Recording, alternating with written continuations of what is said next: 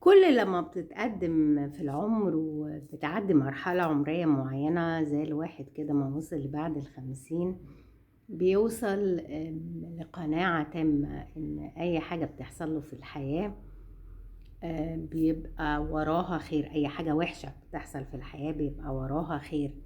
ممكن أنت تفهم سبب الخير ده وإيه اللي هيحصل، ممكن ما تفهمش، ممكن تفهم ليه ده حصل لي وممكن ما تفهمش.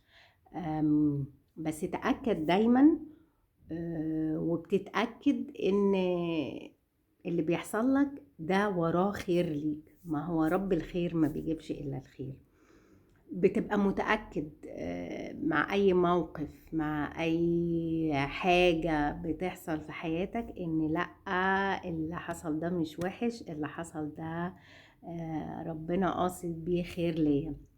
وتمر أيام ممكن وتمر سنين ممكن وتكتشف فعلا إن فعلا اللي حصل ده كان خير، ولو ما كانش حصل كذا أنا كنت اتضريت جامد أو أنا كان جرالي حاجة وحشة جامدة. فربنا دايما بيراضي عباده بطريقة أو بأخرى.